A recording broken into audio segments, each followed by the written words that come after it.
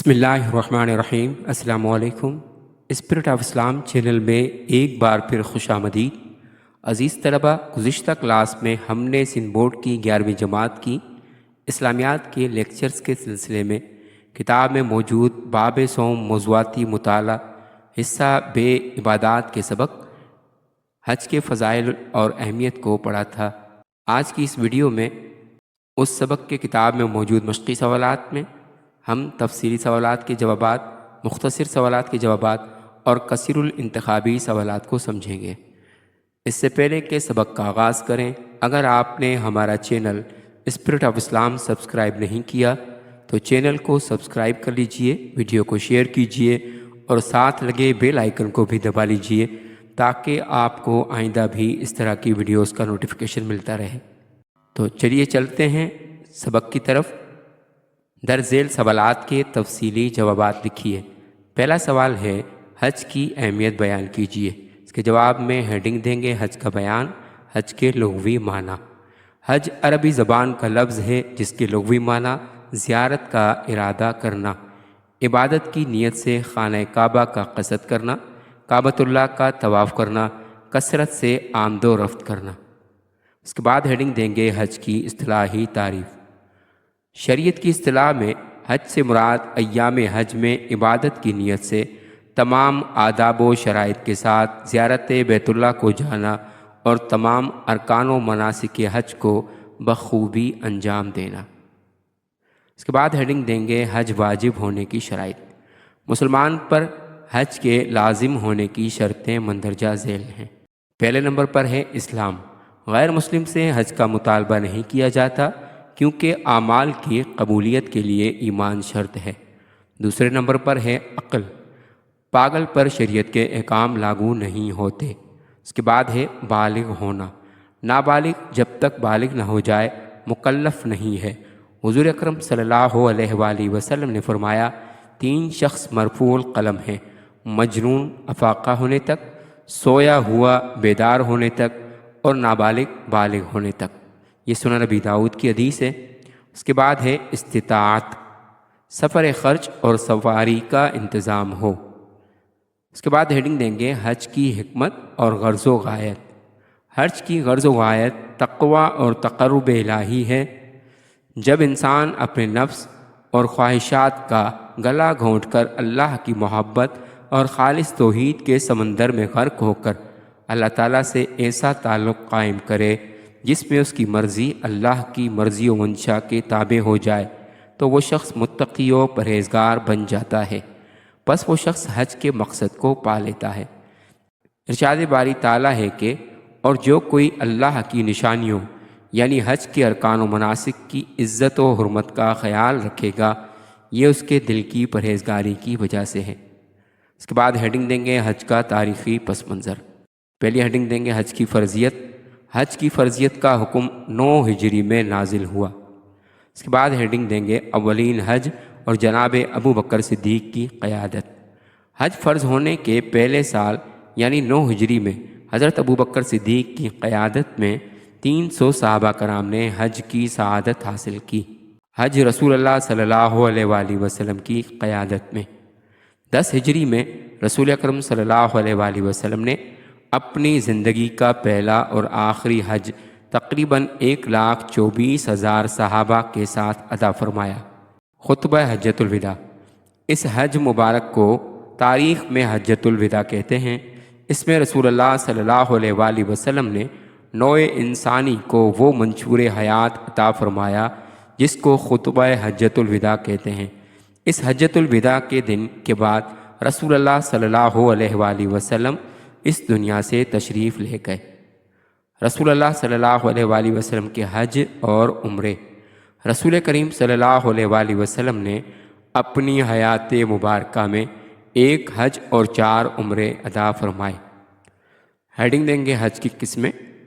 حج کی 3 قسمیں ہیں، افراد، قران اور تمتع۔ سب سے پہلے افراد کے بارے میں پڑھ لیتے ہیں۔ اس کے لغوی معنی اکیلا کرنا، کوئی کام تنہا کرنا۔ اصطلاح میں یہ وہ حج ہے جس کے ساتھ عمرہ نہ کیا جائے، صرف حج کا احرام باندھا جائے اور صرف حج کے مناسک ادا کیے جائیں۔ دوسرے نمبر پر ہے قران۔ لغوی معنی دو چیزوں کو باہم اکٹھا کرنا، جمع کرنا۔ اصطلاح میں حج اور عمرہ دونوں کا اکٹھا احرام باندھ کر مناسک حج و عمرہ ادا کرنا۔ تیسرے نمبر پر ہے تمتع۔ لغوی معنی کچھ وقت تک کے لیے فائدہ اٹھانا۔ اصطلاح میں پہلے عمرے کا احرام باندھا جائے، عمرہ کے مناسک ادا کر کے احرام کھول دیا جائے، 8 ذو الحج کو پھر حج کا احرام باندھ کر مناسک حج ادا کیے جائیں۔ اس کے بعد ہیڈنگ دیں گے حج کی فرضیت قرآن کریم کی روشنی میں۔ حج ہر اس مسلمان مرد و عورت پر اللہ کی طرف سے فرض ہے جو اس کی طرف جانے کی استطاعت رکھتا ہو۔ اللہ تعالیٰ نے ارشاد فرمایا، اور لوگوں پر اللہ کے لیے بیت اللہ کا حج ہے جو اس کی طرف راستہ کی استطاعت رکھتا ہے۔ حج کے ایام اور اس کا مہینہ یعنی مہینے مقرر ہیں۔ یہ سورہ آل عمران کی آیت نمبر 79 ہے۔ ارشاد باری تعالیٰ ہے کہ یقیناً حج کے مہینے معلوم اور مقرر ہیں۔ مطلب یہ کہ عمرہ سال میں ہر وقت جائز ہے، لیکن حج صرف مخصوص دنوں میں ادا کیا جاتا ہے۔ اس کے بعد ہیڈنگ دیں گے حج کی اہمیت و فضیلت احادیث مبارکہ کی روشنی میں۔ رسول اکرم صلی اللہ علیہ وآلہ وسلم نے بہت سی احادیث میں ہر صاحب استطاعت کو ترغیب دلائی ہے کہ وہ اس فرض کی ادائیگی کو اہمیت دے۔ اس بارے میں چند احادیث مندرجہ ذیل ہیں۔ ہیڈنگ دیں گے گناہوں کی معافی۔ حضور اکرم صلی اللہ علیہ وآلہ وسلم نے ارشاد فرمایا، جس شخص نے بیت اللہ کا حج کیا اور اس کے مناسک ادا کیے اور مسلمان اس کی زبان اور ہاتھ سے محفوظ رہے تو اس کے پچھلے گناہ معاف کر دیے گئے۔ اس کے بعد ہیڈنگ دیں گے حج محتاجی دور کرتا ہے۔ حضرت عبداللہ بن مسعود رضی اللہ عنہ بیان کرتے ہیں کہ رسول اللہ صلی اللہ علیہ وآلہ وسلم نے فرمایا، حج اور عمرہ کرو کیونکہ یہ فقر اور گناہوں کو اس طرح مٹاتے ہیں جس طرح بھٹی لوہے، چاندی اور سونے کے زنگ کو مٹاتی ہے، اور حج مبرور کی جزا صرف جنت ہے۔ یہ جامع ترمذی کی حدیث ہے۔ اسی طرح سے ہیڈنگ دیں گے حاجی شفاعت کرے گا۔ حضرت ابو موسیٰ رضی اللہ تعالی عنہ بھی بیان کرتے ہیں کہ نبی کریم صلی اللہ علیہ وآلہ وسلم نے فرمایا، حج کرنے والا اپنے خاندان کے 400 آدمیوں کے لیے شفاعت کرے گا اور اپنے گناہوں سے اس طرح نکل آتا ہے جس دن اپنی ماں کے بطن یعنی پیٹ سے پیدا ہوا تھا۔ اس کے بعد ہیڈنگ دیں گے حاجی کی مغفرت۔ حضرت ابو ہریرہ رضی اللہ تعالی عنہ بیان کرتے ہیں کہ رسول اللہ صلی اللہ علیہ وآلہ وسلم نے فرمایا، حج کرنے والے کی مغفرت ہو جاتی ہے اور جس کے لیے حج کرنے والا استغفار کرے گا اس کی مغفرت کی جائے گی۔ اس کے بعد پھر ہیڈنگ دیں گے بلا حساب جنت میں داخلہ۔ حضرت عائشہ رضی اللہ تعالی عنہا بیان کرتی ہیں کہ رسول اللہ صلی اللہ علیہ وآلہ وسلم نے فرمایا، جو شخص حج یا عمرہ کے لیے روانہ ہوا اور راستے میں مر گیا اس سے حساب نہیں لیا جائے گا اور اس سے کہا جائے گا کہ جنت میں داخل ہو جا۔ اس کے بعد ہیڈنگ دیں گے دنیا میں عافیت۔ حضرت ابو ذر غفاری رضی اللہ تعالیٰ عنہ سے روایت ہے کہ حضور اکرم صلی اللہ علیہ وآلہ وسلم نے فرمایا، حضرت داؤد علیہ السلام نے اللہ تعالیٰ کی بارگاہ میں عرض کی کہ اے اللہ، جب تیرے بندے تیرے گھر کی زیارت کو آئیں تو انہیں کیا عطا فرمائے گا؟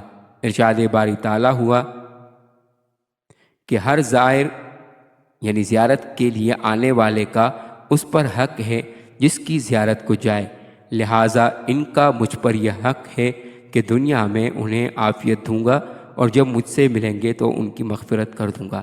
یہ طبرانی شریف کی حدیث ہے۔ اس کے بعد ہیڈنگ دیں گے قیامت تک حج کا ثواب۔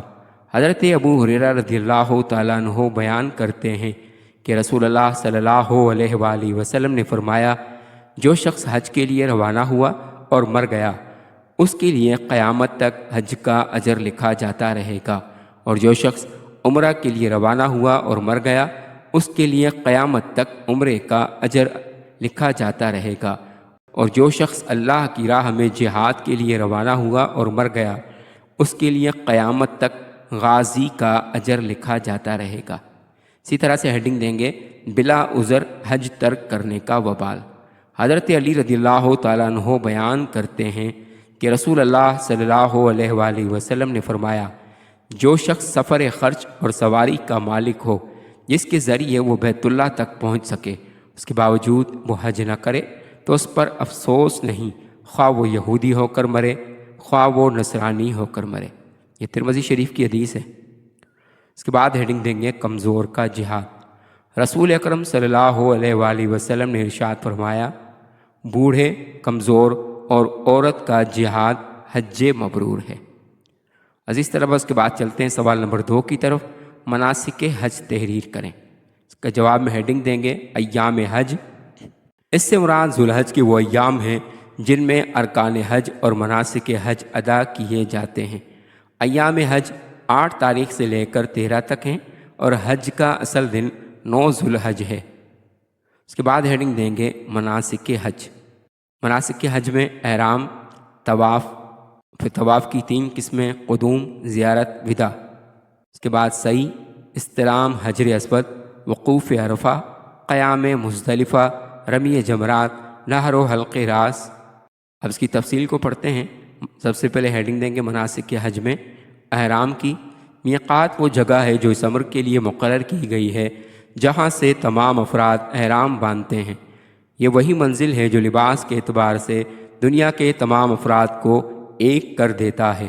نہ شان و شوکت، نہ روب و تمکنت، عز و انکسار کے یہ سب پہ کر ایک ہی لباس زیب تن کیے اپنے رب کی بارگاہ میں حاضری کے لیے تیار ہوتے ہیں۔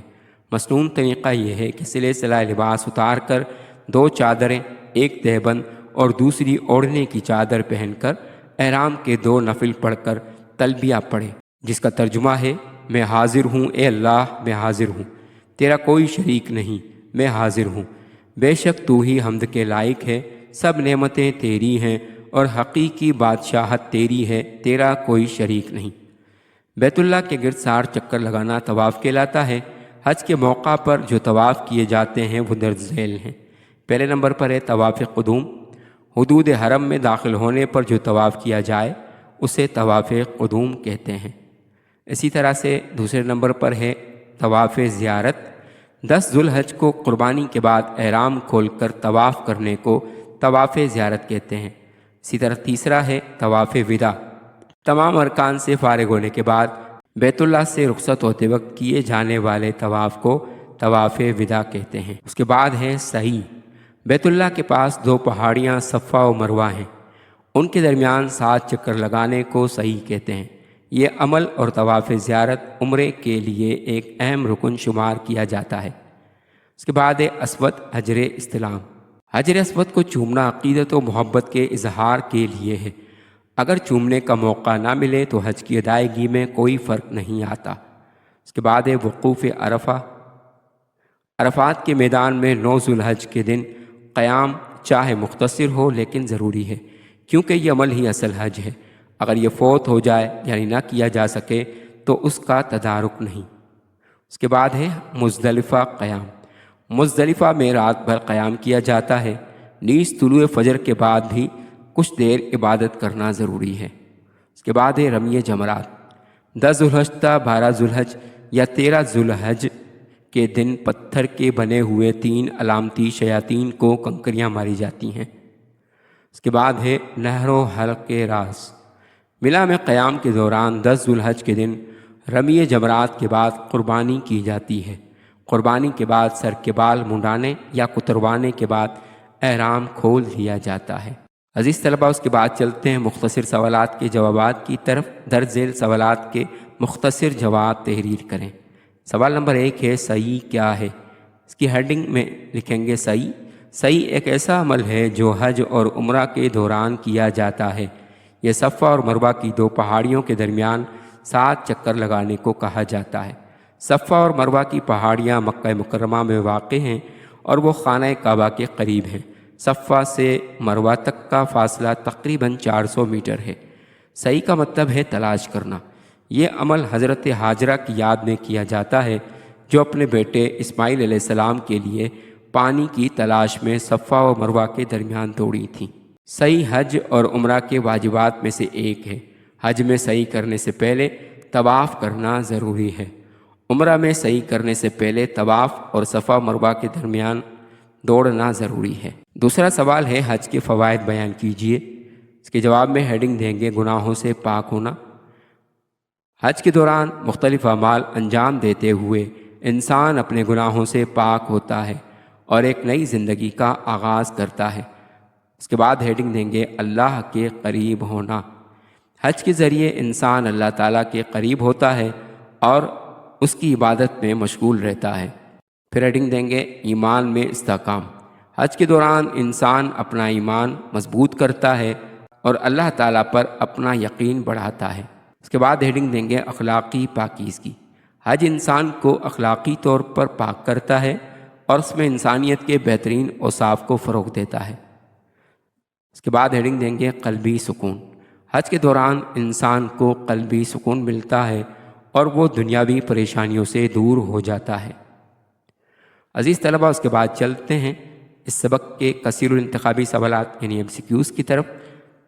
درست جواب کے سامنے ٹک کا نشان لگائیے۔ پہلا سوال ہے لفظ حج کے معنی ہیں۔ آپشن الف احرام باندھنا، آپشن ب طواف کرنا، آپشن جیم ارادہ کرنا، آپشن دال تلبیہ کرنا۔ اس کا درست جواب ہے آپشن جیم ارادہ کرنا۔ دوسرا سوال ہے حج کی اقسام ہیں۔ آپشن الف 2، آپشن ب 3، آپشن جیم 4، آپشن دال 5۔ اس کا درست جواب ہے آپشن ب 3۔ تیسرا سوال ہے صاحب حیثیت لوگوں پر زندگی میں حج فرض ہے۔ آپشن الف ہر سال، آپشن ب جب طاقت ہو، آپشن جیم ایک بار، آپشن دال 2 بار۔